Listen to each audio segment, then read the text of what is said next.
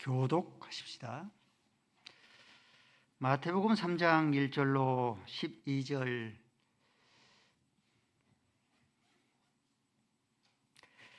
그때 세례 요한이 이르러 유대 광야에서 전파하여 말하되 그는 선지자 이사야를 통하여 말씀하신 자라. 일러스되 광야에 외치는 자의 소리가 있어 이르되 너희는 주의 길을 준비하라, 그가 오시는 길을 곱게 하라 하였느니라.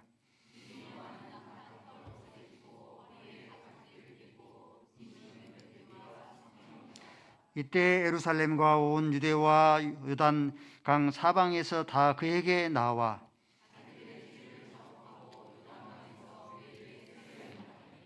요한이 많은 바리새인들과 사두개인들이 세례 베푸는 대로 오는 것을 보고 이르되 독사의 자식들아, 누가 너희를 가리켜 임박한 진노를 피하라 하더냐. 속으로 아브라함이 우리의 조상이라고 생각하지 말라. 내가 너희에게 이르노니 하나님이 능히 이 돌들로도 아브라함의 자손이 되게 하시리라.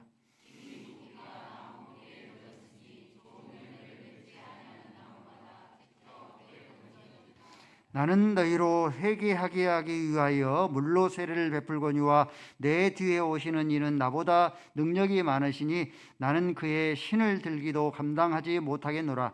그는 성령과 불로 너희에게 세례를 베푸실 것이요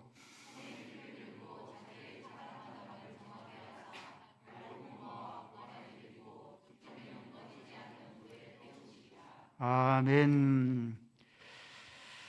아버지 하나님, 주 앞에 나와서 예배케 하시오니 감사합니다. 우리의 심령을 아버지를 향하게 하여 주셨사오니 감사함을 드립니다. 하나님의 말씀이 힘있게 선포되어지게 하여 주옵시고 하나님의 말씀이 능력이 되게 하시고 은혜가 되게 하여 주옵소서. 예수 그리스도의 이름으로 기도 올리옵나이다. 아멘. 옆에 사람들 서로 인사했으면 좋겠습니다. 주의 이름으로 축복합니다. 예, 뒤도 한번 돌아보시고 주의 이름으로 축복합니다. 감사합니다. 오늘은 세례 요한에 대해서 살펴보도록 하겠습니다. 세례 요한은 마태복음 11장 11절 말씀에 보면은 여자가 낳은 자 중에서 가장 큰 자라 여김을 얻을 것이라 했습니다. 여자가 낳은 자 중에 가장 큰 자라, 얼마나 영광스러운 그런 일컬음입니까?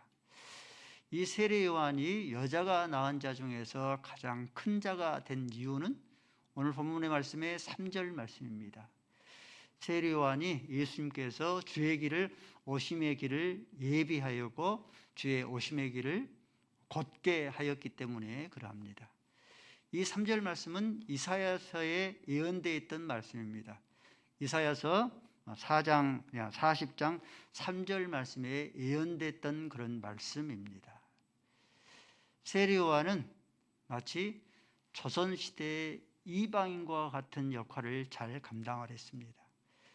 대원군이 길을 행차하려고 할 것 같으면 이방이 가장 먼저 앞서서 비켜거라, 대원이 대감히 행차시다라고 길을 예비하는 그런 일을 행합니다.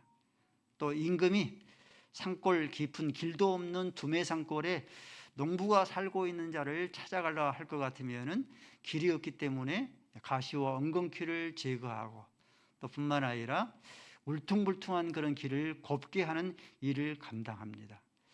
세례 요한이 마치 이와 같은 그런 삶을 살았어요. 주님의 오심의 길을 예비하고 주님의 오심의 그런 길들을, 울퉁불퉁한 그런 길들을 곱게 하는 그런 이 사명을, 삶을 살았습니다. 또 세례 요한은 뿐만 아니라 영화와 무대에서 자기를 빛내는 주인공이 아니라 주인공을 빛내는 조연, 엑스트라의 그런 이 삶을 살았습니다. 영화와 무대에서 자기를 빛내지 아니하고 조연과 엑스트라는 끊임없이 주인공을 빛내잖아요. 그러다가 주인공이 등장하면은 흔적도 없이 이렇게 사라져 퇴장하곤 합니다.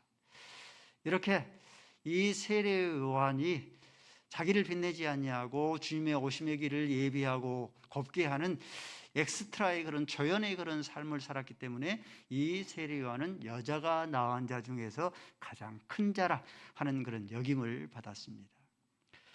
또 한 가지 세례 요한이 여자가 낳은 자 중에서 가장 큰 자라 하는 그런 역임을 받은 그런 이유는 5절 말씀 보니까 온 유대와 예루살렘과 이 요단강 사방에서 그에게 나와서 죄를 잡아가고 자기의 죄를 잡아가고 세례를 받더라. 적지 않은 그런 무리가 세례 요한에 이렇게 다가왔으므로 세례 요한이 얼마든지 그럴 수 있죠. 자기가 메시아인 것을 자처하고 자기를 신격화해서 교주화해서 신격화할 수 있는데 그렇지는 않습니다. 그렇지 아니하고 11절 말씀이니까 나는 내 뒤에 오시는 그런 자의 신발 들기도 감당하지 못하겠노라. 또 뿐만 아니라 세례 요한이 고백하기를 나는 너희에게 물로 세례를 베풀지만은 내 뒤에 오시는 일은 물이 아니라 불과 성령으로. 물도 죄를 씻는 그런 예식이죠. 이 물로 죄를 씻는 그런 예식은 이것은 성령으로 죄를 씻는 그런 예식을 예표합니다. 여러분들 세례는 두 가지 세례가 있죠. 물 세례가 있고 성령 불 세례가 있습니다. 물 세례는 누가 베풉니까? 물 세례는 피조물이 베풀죠.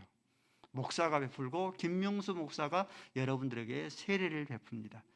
근데 성령 세례는 누가 베풉니까? 사람이 베풀지 아니하고 성령 세례는 성령으로 죄를 씻는 그런 예식은 창조주 하나님이 베풀죠. 그러므로 예수님 이 세례 요한이 나는 물로 너희에게 세례를 베풀지만은 내 뒤에 오신 이는 성령으로 세례를 베푼다는 뜻은 어떤 선포예요? 어떤 신앙의 고백입니까? 자신은 피조물이요 내 뒤에 오시는 예수님은 창조주 하나님이시다 하는 그런 신앙의 고백입니다.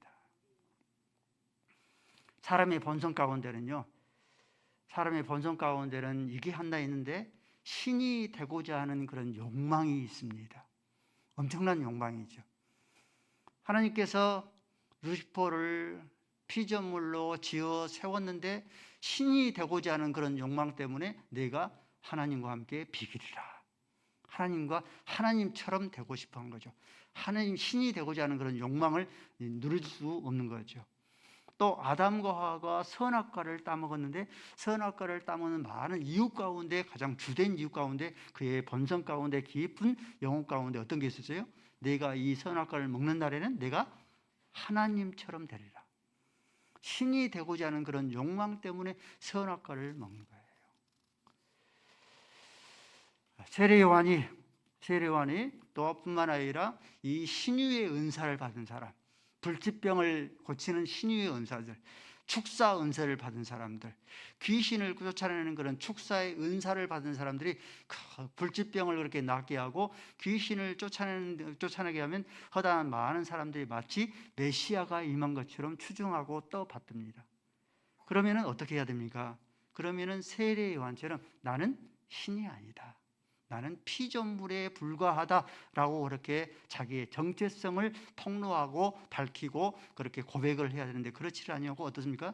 먼저 자기가 어느새 신적 그런 존재가 되어서 자신을 신격화하고 교주화하는 것이죠. 저와 여러분 가운데에서 우리 가운데서 내가 신이 되고자 하는 그런 욕망이 없는가 하는 것을 살펴봐야 됩니다.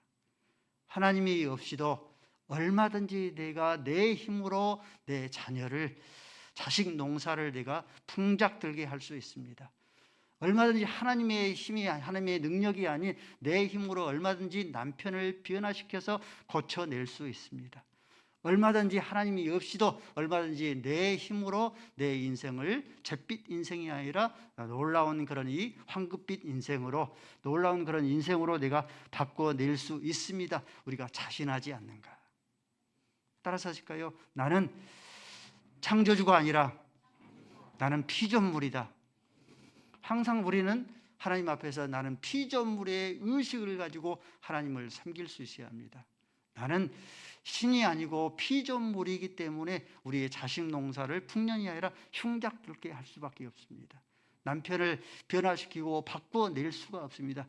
우리의 인생을 화려한 그런 인생으로 만들어낼 수가 없고 우리의 인생을 잿빛 인생으로 만들어낼 수밖에 없습니다.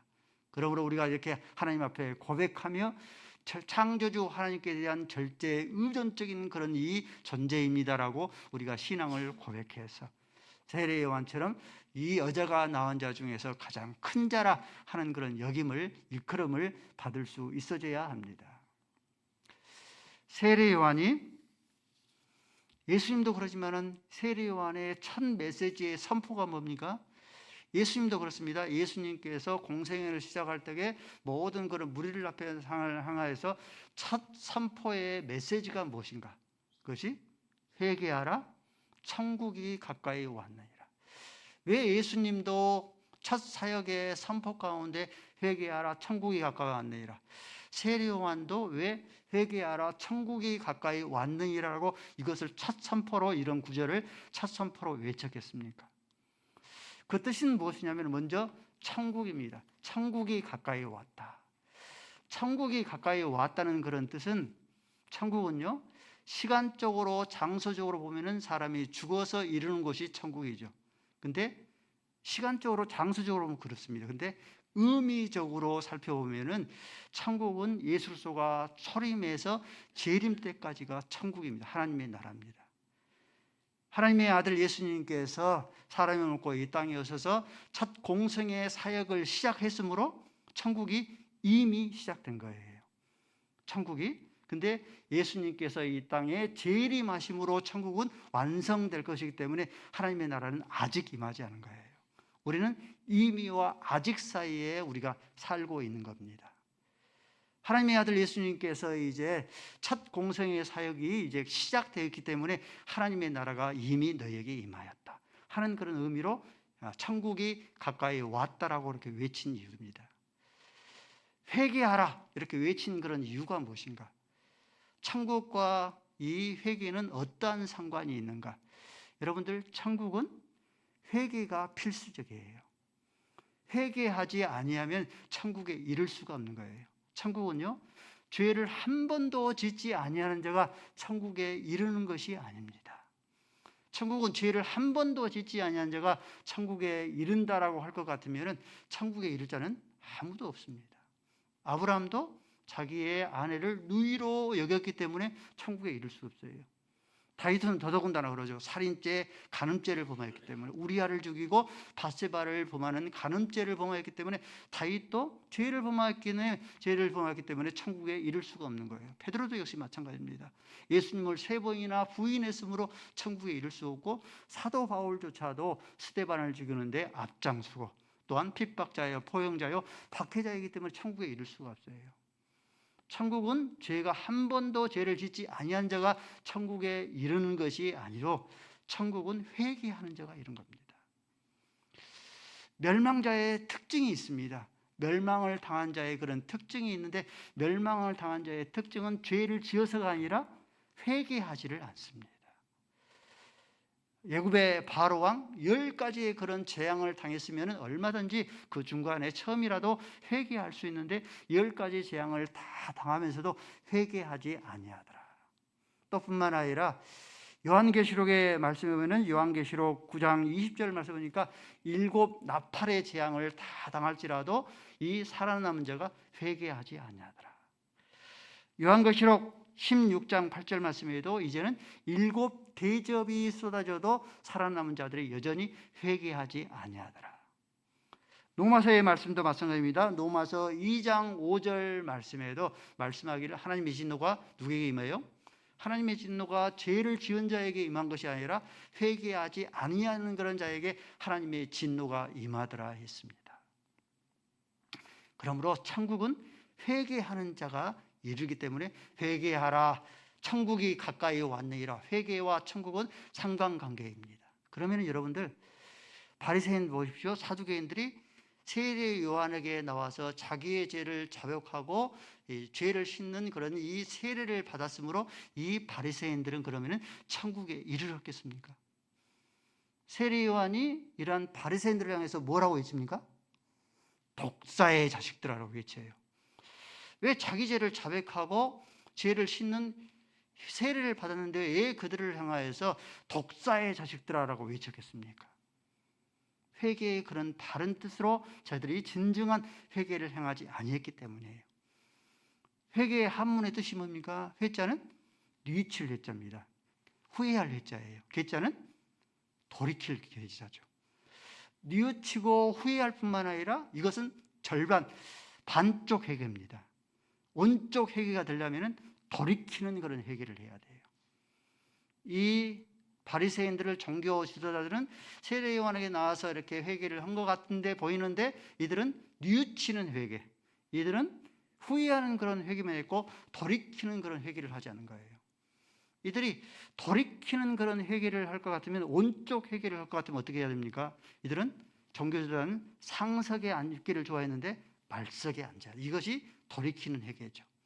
또 뿐만 아니라 금식을 행할 때에도 큰 거리에서 큰 소리로 이렇게 기도할 뿐만 아니라 저들은 골방에 들어가서 이렇게 기도해야 됩니다. 또 뿐만 아니라 이들이 금식을 할 때에도 사람들에게 보이기 위해서 흉측한 모습으로 금식을 하지 아니하고 저들이 옷도 멋지게 입고 옷도 정장으로 이렇게 갈아입고 위발도 하고 그렇게 회개해야 됩니다. 이렇게 해야지 바른 그런 회개가 되어지는데 그렇지를 아니하고 절반 반쪽 회개만 했기 때문이죠. 저들이 진정한 그런 회개를 할 것 같으면 고르반 제도를 만들어서 부모 공경을 회피하지 아니하고 부모를 온전히 공경하는 그런 온쪽 회개를 해야 되는 것이죠. 여러분들, 사울 왕이 천국에 이르렀겠습니까? 지옥에 이르렀겠습니까? 사울 왕이 지옥에 이르는 것은 회개를 행할지라도 저들이 바른 온쪽 회개를 행하지 않았기 때문에 이 사울 왕은 악신이 들려서 지옥불에 빠진 거죠. 사울 왕이 반쪽 회개만 했다고 하는 것을 볼 수 있는 것은 다윗이 자기를 끊임없이 죽이려 하는 그런 사울 왕을 죽일 기회가 있는데 2번이나 살려 주었습니다. 동굴에서 엔게디 동굴에서 2번이나 살려 준 거죠. 그럴 때에 이 사울 왕이 뉘우치고 후회합니다. 사울아, 내 아들과 같은 그런 사울 왕은 눈물을 흘리면서 회개한 것처럼 보였어요. 이것은 뉘우치는 회개고 후회하는 그런 회개입니다. 그러면 돌이키는 회개를 해야 되지 않습니까? 그러면 다시는 사울 왕이 다윗을 죽이려고 쫓아다니지 않는 그런 삶을 살아야 되는데 그 후로도 계속해서 이 사울 왕이 다윗을 죽이려고 혈안되는 그런 삶을 살합니다. 사랑하는 성도 여러분들, 진정한 회개는 어떤 것이 진정한 회개인가? 진정한 회개가 되려면 자기가 서울을 가야 되는데 부산으로 행하고 와 있으면 나는 내가 지금 잘못 가고 있구나 깨닫고 뉘우치고 후회한다고 그것이 진정한 회개가 되는 게 아니죠. 끊임없이 부산으로 계속 가고 있으면 그것은 회개가 아니죠. 진정한 회개가 되려면 돌이켜야 됩니다. 가장 빠른 지역에서 뉴턴에서 부산으로 가는 길을 우리가 서울로 향하여 갈 수 있어야 합니다. 이것이 진정한 회개죠. 그런 의미에서 다윗은 진정한 회개자입니다. 다윗이 우리아를 죽이고 밧세바를 보면서 그가 하나님 앞에 심상을 눈물로 가득 채울 만큼 그렇게 회개합니다. 깨닫고 뉘우친 거죠. 후회한 거죠. 근데 돌이키는 회개까지 행합니다. 이 다윗이 나이 많아 늙어서 몸이 차져 있을 때에 이 몸을 따뜻하게 하기 위해서 아비삭을 맞이합니다. 근데 성경 말씀 보니까 이 다윗이 죽는 날까지 그 아비삭과 동침하지 아니했더라. 살인죄, 간음죄를 범하였던 그 죄가 얼마나 큰 줄 알기 때문에 다윗이 숨을 거는 동안 얼마든지 왕으로서 얼마든지 아비삭을 취할 수 있지만은 그가 돌이키는 회개를 행하면서 하나님의 나라를 맞이한 것이죠. 이 삭개오도 역시 마찬가지로 진정한 회개자입니다. 동족들의 세금을 많이 거두는 이 민족의 이 영무자라는 것을, 민족의 매국노라는 것을, 이것을 뉘우치고 깨닫고 후회한 거죠. 돌이키는 그런 행위를 합니다. 내 재산의 절반을 가난한 사람들에게 나눠주겠습니다. 돌이키는 회개죠. 돌이켜야지 진정한 회개가 되는 것이죠. 앞으로 토세한 것이 있으면 내가 이것에 4배나 갚겠습니다 하는 것이 진정한 그런 회개가 되는 거죠. 우리 자녀들을 한번 예를 들어볼까요? 자녀가 부모에게 와서 무릎을 꿇고 눈물을 흘리면서 내가 숙제 먼저 해야 되고 게임은 나중에 해야 되는데 내가 게임 먼저 하고 숙제는 나중에 이렇게 밀쳐놨습니다 하고 눈물을 꿇고 눈물을 흘리면서 회개합니다. 그 회개는 뉘우치는 후회하는 그런 회개죠. 근데 다음날 똑같이 나와서 부모에게 무릎을 꿇고 눈물을 흘리면서 내가 숙제 먼저 해야 되는데 게임 먼저 했습니다. 여러분들, 이것이 매일 반복된다고 하면은 이건 어떤 회개예요? 부모의 눈속임 회개입니다. 그렇기 때문에 이 세례요한이 그 바리새인들 종교 저지를 향하여서 누가 이 진노를 피하기 위해서 세례를 너희가 나에게 나오도록 하느냐라고 독사의 자식들아라고 그렇게 외친 이유입니다. 성도가 하나님, 지난주 한 주간 하나님의 말씀대로 살지 못했습니다. 하나님의 뜻대로 내가 살지를 못했습니다 라고 회개할 것 같으면, 뉘우치는 회개, 후회하는 그런 회개를 할 것 같으면 우리가 깨닫는 그런 이 회개를, 우리가 돌이키는 그런 회개를 행할 수 있어야 합니다. 성경이라도 한 장 더 읽고, 그러죠? 일주일에 하루라도 새벽기도 지킴이에 참석을 하고, 그러죠? 새벽기도 하루라도 참석하고, 무너지는 성벽을 재건하는 것처럼 행복한 교회, 이 홍적인 그런 예배가 무너진다는 그런 소리면 예배를 회복시키기 위해서 예배자가 되어지고, 하루가 멀다고 술떡에 빠진 그런 삶을 살면 이제는 술떡에 빠진 삶이 일주일에 한 번, 한 달에 한 번, 분기에 한 번 이렇게 늦춰져야 되는 것이죠. 가장 회개는, 가장 좋은 그 진정한 회개는 자기의 호주머니가 회개하지만이 진정한 회개가 되어진다라고 말씀합니다. 따라서 하실까요? 돌이키는 회개를 잘하자. 뉘우치는 회개도 잘하지만은 우리가 이 깨닫는 그런, 이 돌이키는 그런 회개를 우리가 잘할 수 있어야 합니다. 그래야지만 우리 신앙이 성장하고, 그래야지만 우리의 삶이 변화되어져요. 하나님, 내가 잘못했습니다. 끊임없이 후회하고 뉘우치는 그런 회개도 잘해야지만은 우리의 삶이 변화되려고 하면, 우리의 인격이 성숙되려고 하면은 돌이키는 회개를 잘할 수 있어야 합니다. 10절 말씀입니다. 이미 토끼가 나무 뿌리에 놓여 있으니 좋은 열매를 맺으라. 좋은 열매를 맺으라. 그렇지 않으면 토끼가 너희를 찍어서 불에 던져버리리라 말씀하셔요. 기독교의 구원은 행위로 구원을 얻습니까? 믿음으로만 구원을 얻습니까? 이것은 진리입니다. 기독교의 구원은 행위로 구원을 얻지 않냐고, 오직 믿음으로만 구원을 얻어요. 그러면 믿음으로 구원 얻는 것을 어떻게 하는가? 안 보이지 않습니까? 어떻게 할 것인가? 그것은 행위의 열매를 보고 한다 했습니다. 행위의 열매가 주렁주렁 맺히면은 저 사람은 이 믿음이 구원받는 믿음이에요. 근데 가을나무의 인생처럼 아무런 그런 열매를 맺지 못하면은 그것은 그 믿음이 구원받지 못한 그런 믿음인 겁니다. 기독교의 구원은 철저히 믿음으로만 구원을 얻습니다. 목사의 여러분들 열매는 무엇이겠습니까? 목사의 열매, 예배당 안에 머릿수를 가득 채우는 것, 그것이 목사의 그런 열매이겠는가?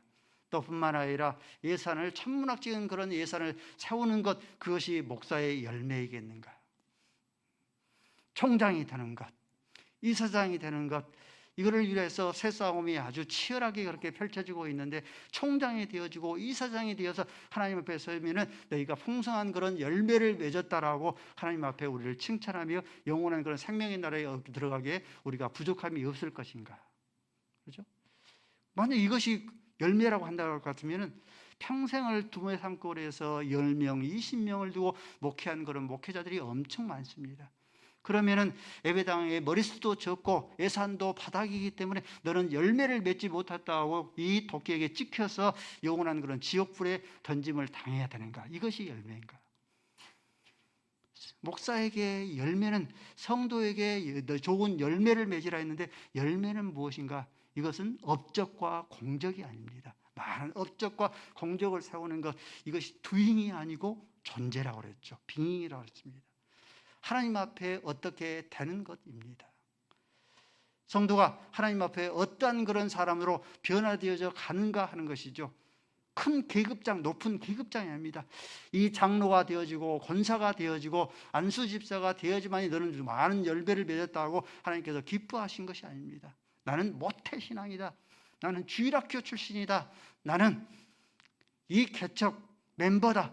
이것이 좋은 열매가 아닙니다. 이것은 무엇과 같냐면은 아브라함이 내 조상이다. 나는 아브라함의 후손이다라고 일컫는 것과 같아요. 그러므로 이 세례요한이 오늘 본문에서 말씀하는 것처럼 너희가 좋은 열매를 맺고 내 조상이 아브라함이다. 나는 아브라함의 후손이다 하고 일컫지 말라고 말씀하신 이유입니다. 이것으로 너희가 구원을 보장받지를 못한다라고 말씀하십니다. 열매는 무엇인가? 좋은 열매, 어떠한 열매를 우리가 신앙생활 속에서 맺어야 되는가? 성령의 사람들은 성령의 9가지 열매를 맺어야 됩니다. 우리 신앙생활의 첫 점입니다. 성령의 9가지. 신앙이 우리가 연수가 쌓아져갈수록 성령의 9가지 그런 열매를 맺어야 됩니다. 사랑의 열매. 사랑과 희락과 화평과 온유와 절제와 자비와 양성과 충성의 이런 9가지 열매를 맺어질 때에 비로소 하나님께 너희가 좋은 열매를 맺었구나 하고 하나님 앞에 잘하였도다. 착하고 충성된 종이라 하는 그런 일컬음을 얻는 겁니다. 한 성도는 교회를 섬기면서 예수님 때문에 사랑할 수 없는데 사랑한다고 합니다. 용서할 수 없는데 예수님처럼 용서한다고 합니다. 예수님 때문에, 예수님이 내 죄를 용서해 주었기 때문에 그 예수님 때문에 용서할 수 없는데 용서한다고 합니다. 충성할 수 없는데 예수님 때문에, 예수님께서 피를 흘려서 나에게 충성해 주었기 때문에, 예수님께서 나에게 충성해 주었기 때문에 그 충성 때문에 예수님을 향해서, 교회를 향해서 충성한다고 합니다. 참고 견디고 이겨낼 수 없는데, 견딜 수 없는데, 인내할 수 없는데 예수님께서 나를 향해서 오래 참으셨으므로 예수님 때문에 참고 견디고 교회를 섬긴다고 합니다. 사랑하는 성도 여러분들, 옆에 사람과 서로 인사를 나눕시다. 예수님 때문에 사랑합니다. 예수님 때문에 용서합니다.